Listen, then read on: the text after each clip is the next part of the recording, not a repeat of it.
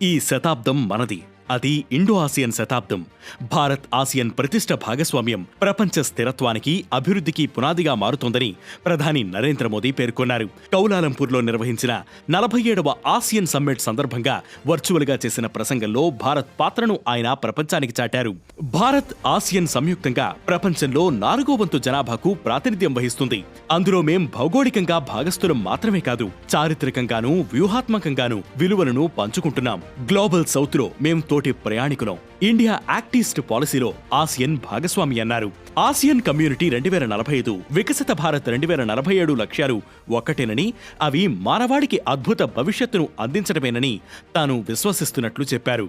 ప్రధాని తన ప్రసంగంలో ఆసియన్ ప్రాముఖ్యాన్ని, ఇండో పసిఫిక్కు అది ఇస్తున్న ప్రాధాన్యతను వివరించడం మాత్రమే కాదు, భారత్ ఎలా మద్దతుగా నిలుస్తోందనే విషయాన్ని కూడా వివరించారు. ఆహార భద్రత, సరఫరా వ్యవస్థ, డిజిటల్ రంగంలో కలిసి పనిచేయడం, విపత్తు నిర్వహణ, సముద్ర భద్రత, బ్లూ ఎకానమీ రంగాల్లో సహకారం అంశాలను ప్రత్యేకంగా ప్రస్తావించారు. 2026ని ఆసియన్ ఇండియన్ మారిటైమ్ కోఆపరేషన్ ఏడాదిగా ప్రకటిస్తున్నట్లు పేర్కొన్నారు. Tourism, education, science, technology, health, green energy, cyber security రంగాల్లో తమ సహకారాన్ని వృద్ధి చేయనున్నట్లు చెప్పారు. థాయిలాండ్ రాజమాత కనుమూయడంపై సంతాపం ప్రకటించారు. ఆసియన్లో కొత్తగా చేరిన తైమూర్ లెస్టైను స్వాగతించారు. మొత్తం మీద ప్రధాని ప్రసంగం సమ్మిట్ ప్రధాన థీమ్ అయిన సమ్మిళితత్వం, స్థిరత్వం అన్న అంశం కేంద్రంగా సాగింది.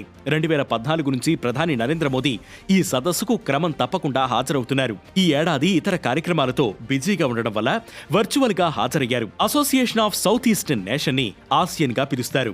1967లో ఏర్పాటైన ఈ వ్యవస్థలో Brunei, Cambodia, Indonesia, Laos, Malaysia, Myanmar, Philippines, Singapore, Thailand, Vietnam, Timor Leste ఇలా మొత్తం 11 సభ్యదేశాలు ఉన్నాయి.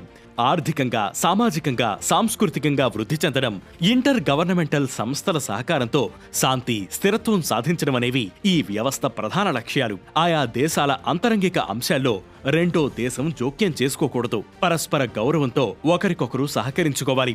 సభ్య దేశాల స్వేచ్ఛను, ప్రాంతీయ సమగ్రతను భౌగోళికంగా కాపాడుకోవాలి. వివాదాలను సామరస్యంగా పరిష్కరించుకోవాలి అన్న నిబంధనలను పట్టుకుని పనిచేస్తోంది. ఆసియన్తో భారత్ సంబంధాలు ప్రగాఢమైనవి. సాంప్రదాయపరంగా, చారిత్రకంగా, వ్యూహాత్మక ఆసక్తులను పంచుకుంటున్నాయి. 1995లో డైలాగ్ పార్ట్నర్గా ఉన్న భారత్ క్రమంగా తన సంబంధాలను మెరుగుపరుచుకుంటూ 2022 నాటికి సమగ్ర వ్యూహాత్మక భాగస్వామ్యం స్థాయికి చేర్చింది. ట్రేడ్, మారిటైమ్, డిజిటల్ ఎకానమీ రంగాల్లో సహకారం కొనసాగుతోంది. ఈ సమ్మిట్కి విదేశాంగ శాఖ మంత్రి జయశంకర్ వ్యక్తిగతంగా హాజరయ్యారు. మరోవైపు ఈ సదస్సుకు అమెరికా అధ్యక్షుడు ట్రంప్ హాజరయ్యారు. థాయిలాండ్, మలేషియాలతో క్రిటికల్ మినరల్స్ ఒప్పందం చేసుకున్నారు. సౌత్ ఈస్ట్ దేశాలతో అమెరికా 100% వెన్నంటే ఉంటుందని ప్రకటించారు. మలేషియా, థాయిలాండ్, కంబోడియా ఉత్పత్తులపై 19%, వియత్నాం పైన 20% టారిఫ్ విధించారు. కంబోడియా, థాయిలాండ్లతో వాణిజ్య చర్చలు సాగుతున్నాయని, వియత్నాం అమెరికా ఎగుమతిదారులకు 2 దేశాల్లో వస్తువులకు మార్కెట్ చేసుకోవడానికి అనుమతి ఇచ్చినట్లు ప్రకటించారు.